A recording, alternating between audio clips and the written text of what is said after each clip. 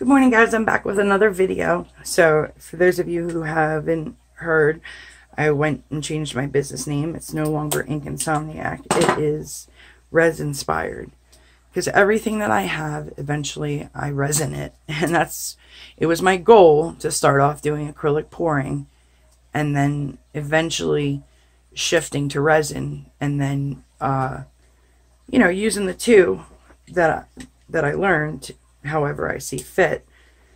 And if somebody comes from, with a commission piece that they want me to do, at least I'm capable of doing both. So for a while I was just resining my pieces and I didn't have any pigments and whatnot, and now I'm actually getting into the art of it. Okay, so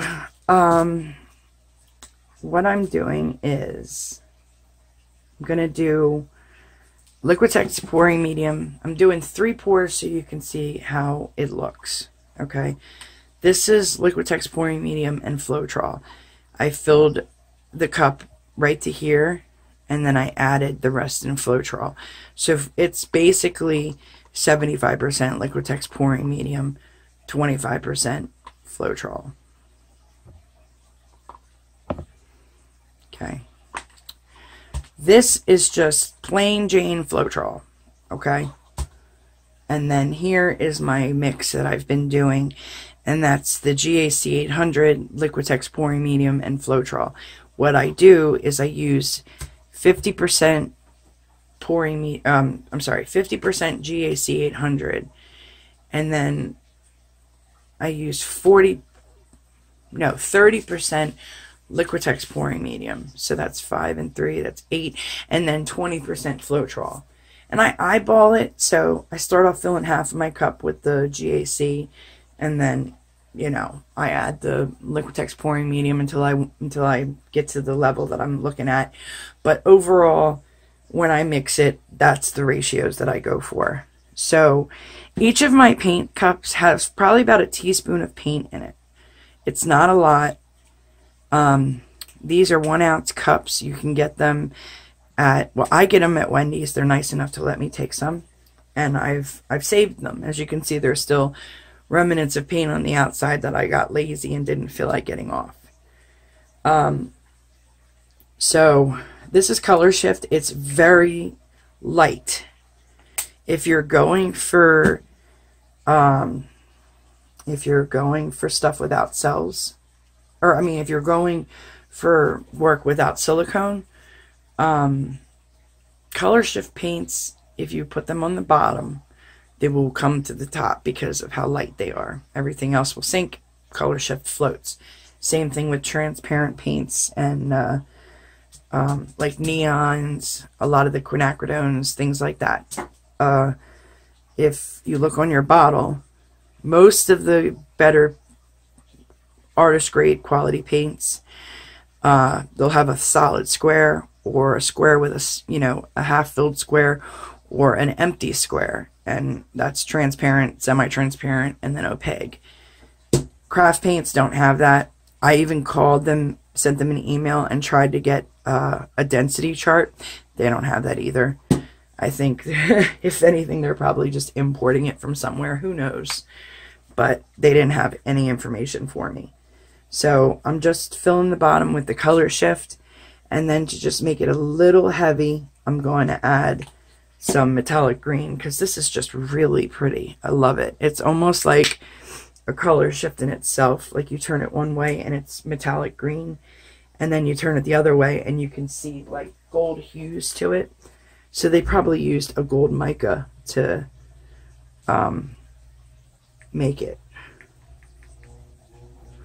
I'm just putting a little dash in here. I really want the Color Shift to stay. I want it to stay light, in other words. So our white is just basic Artist Loft Flow acrylic. This is probably clogged. Yep. Wow, look at that. That's crazy. It's like a crayon, or there's like crayon pencils you can twist. That amazes me. Alright, so let's do 1.5 pumps. 1.5 pumps is, you know, like I said, about a teaspoon. But I also have some really pretty mica powder that I'm going to add. My mica powder, I forgot. So this is extremely potent, so you don't need a lot. You just need a little to give it the shimmer. I did a video on it in one of the groups, but $20 gets you 24 bags of these, and each one has, I think, 20 grams in each, and that's still too much. I'm gonna start off with like that, just the tip of my palette knife. So I'm just using Artist Loft paints, you know, old gold. I like that for Christmas, or any holiday. And I know everybody's celebrating something different, so I celebrate Christmas. Metallic red has a dash of deep red in it. This is not metallic, but it also is transparent, believe it or not. So all the Artist Loft metallics are opaque. I have not found one yet that is anything less than opaque. So, alright. Yeah, let's get mixing. I think I have enough. So this is the Liquitex pouring medium and Floetrol. Alright, so I'm only filling it halfway, like that. I don't know, let me tilt my camera. Okay. That's all that needs to happen. So really, you're adding, you know, like a 25% to your paint cup of paint, and then I'm adding from there just maybe 40-50% of pouring medium. So you still have space left. I don't really add water anymore. I just don't need it. So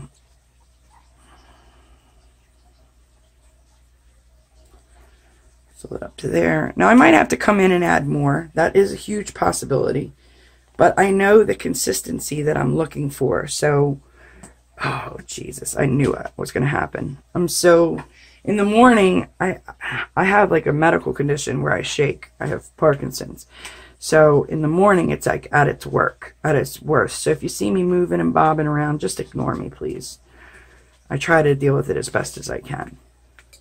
I don't know if my medicine kicked in yet, but anyway. Okay.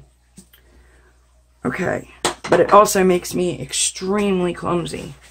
But with this craft where messy is okay, I think I'm right at home. Alright, and that's with the mica powder. Alright, so we'll move these off to the side so I don't cause any more. This is the Floetrol. A lot thicker, you can see. So I'm adding more pouring medium. Okay.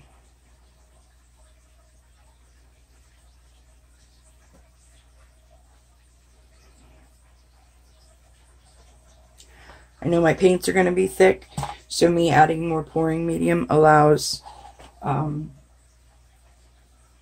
it to be thinner.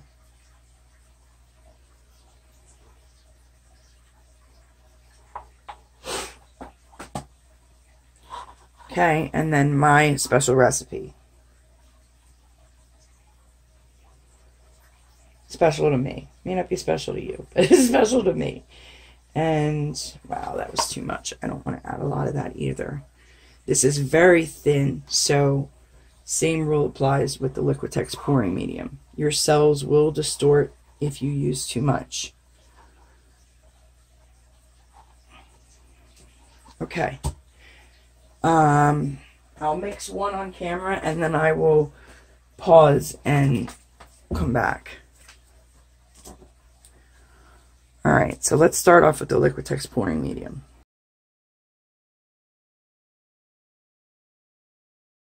Okay, so yeah, this is still very thick. So we're going to have to definitely add more pouring medium to it. Okay. So I added too much paint, basically. See how it didn't run off the stick at all? That way I know that way too much. And then in a case like this, if it is as thick, I'm sorry, let me move out. Alright, so see how it just keeps running off the stick like that? That's the consistency that I'm looking for. It's like a, it really is like honey. That's the best way to describe it. I really can't, or like a warm Cinnabon icing. That's the best way. You know, it just keeps going and going and going. That's the consistency that I'm looking for. If you've seen any of my work and how I get those cells like that, that's what I'm looking for. Let's go with a translucent. So this is the green color shift and the green. Oh no, this is the white. I was like, why am I not getting any color? That's funny. I'll probably have to add more pouring medium to this. Maybe not. Cool.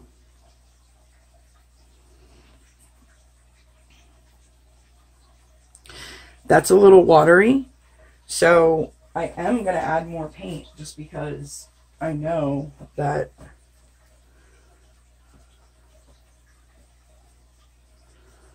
we don't want any of the cells to distort. I'm putting one, and I mean one little tiny drop on the end of a popsicle stick of silicone, and then putting that into my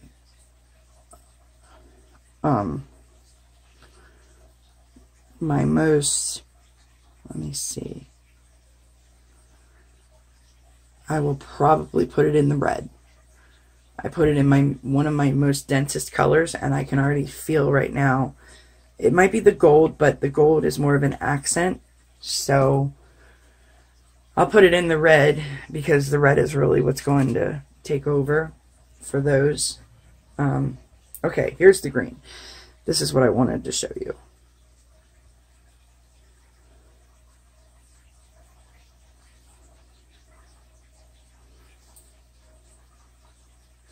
You always get down into the groove of your cup too. I give it a spin.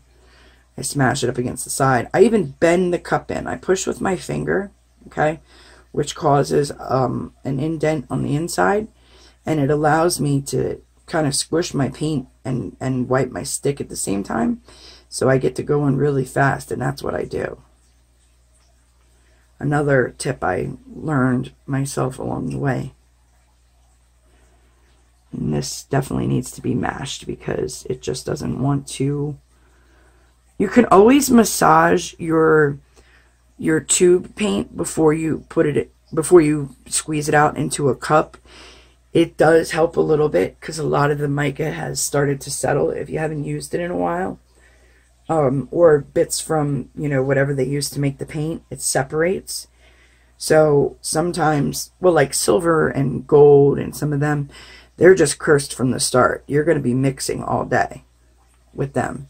They will break up eventually, but if you're using silver or certain golds, just be prepared to have to stir and let it sit, stir and let it sit. It'll eventually break down. Okay, last color is the gold.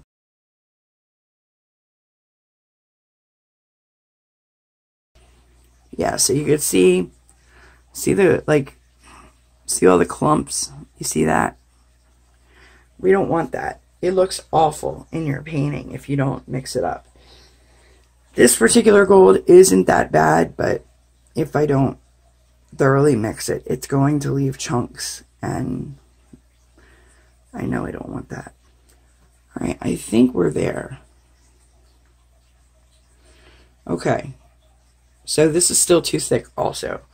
So I add a little more.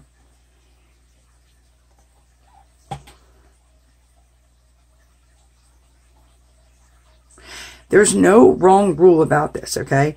Like, let's say, oh no, I added too much pouring medium. Don't panic. Just add another, you know, just a tiny little squirt of paint and see what you got. And there it is. That's the constant drizzle that I'm looking for. Okay. So those guys are done.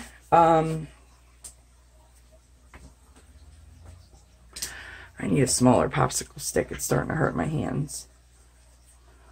You kind of rotate back and forth. Now this is the Floetrol.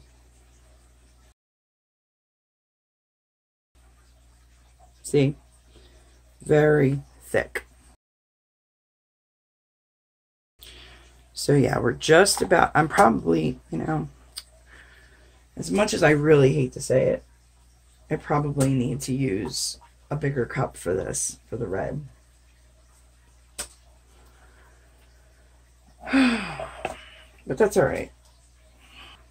If I add any water at all, it would be just a couple drops. I have water in like a needle nose bottle.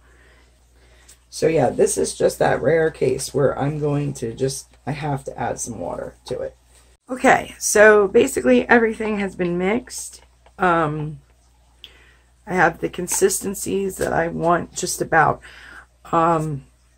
gold. So I remembered that when I was using Artist Loft's gold, it's a very muted gold, and I like that bright, shiny, brassy looking gold. So I am going to add, it's by Deco Art, it's 24 karat gold, and that it makes it more, yeah, it makes it more brassy. So it's still a very light paint, so you don't need a lot. But in the end, it's going to give me that look. I also have, I think I'm going to add a little more mica powder to my white. I didn't add enough. I'm used to mixing it with resin, so acrylic paint is a little different. So we'll just do that. And here's the gold. Yeah, that was the other thing. The gold really turned on me here. So this is what I was talking about. See all the clumps and everything? That is the worst. I might actually use my palette knife because the metal of the palette knife will crush it, but not that one. This is going to have to sit. There's just no way it's going to break down right this second. It will. Trust me, it will. So in the meantime, we'll just do the Liquitex pouring medium and the Floetrol. So with Liquitex pouring medium, I use a heat gun. I might lightly use a torch, but trust and believe, you can burn Liquitex pouring medium so quickly. So you want to be very brief and very careful with it. I also turn my paints upside down, or the cups upside down, and let as much as possible drain out when I'm done with them. And that way it's like a solid thin coating and it pulls right out of the cup. Alright. Outside of some air bubbles, I think we're good to go with the Liquitex pouring medium. You're getting some water. I'm just not going to keep going like that. Just a couple drops, just like that. Did you see that? Yeah. Okay, so we're going to do a quick tile, and then I'm going to pause you again so I can mix the other paints better. Okay. Spot On treadmill lubricant. I have used them all, from spray silicones to the hair, the coconut hair milk. I always go back to the Spot On. It's my preference. Whatever you decide to do is totally okay. There's, like I said, there's no rules to this. I just like the cells that I get when I use the spot on. So I put a drop on my stir stick. I'll open this up a little more, because I'm also using little cups. There we go. Just like that. You don't need a lot. I'm going to stir it into my red just like that and leave it. You don't want to over stir it, but you want to stir it in enough to where, you know, it's not just hovering on the top. If you stir too much, then let your paint sit. If you didn't stir too much, then, you know, go for it. Like we're going to do right now. Okay. Actually, no, we're not going to do that. Yes. No. Sorry, guys. I just couldn't make up my mind for a second. We're going to do some red. I'm going to do some white. I'm going to do some gold.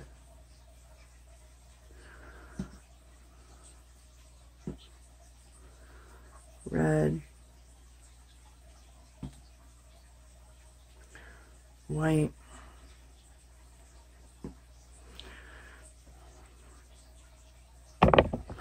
I poured my gold high because I wanted, you know, some mixing.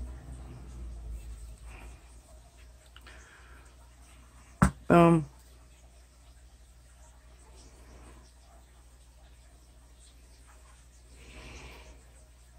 I'll get my color, my corners.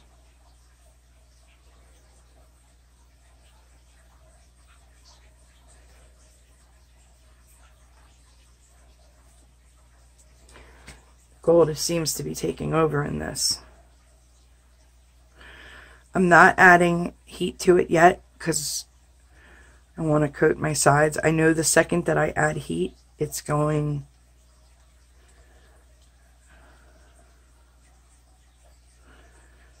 to explode with cells. So I have a chunk sitting in the middle there that's got to go too. Okay, let's see if we can just scoot them off like that.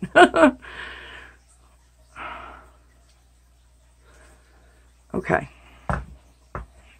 Oh, I was gonna say, really?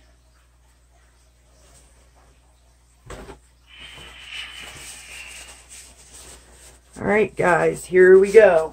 The moment of truth. Let's see how well I did, shall we? Recording, yes. Low heat. I'm just going to heat it up a little.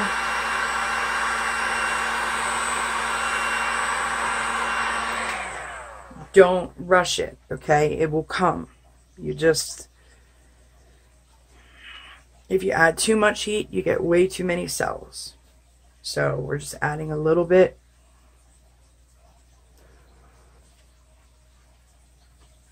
And there you have it. Mission accomplished. I will get you in for the close-up.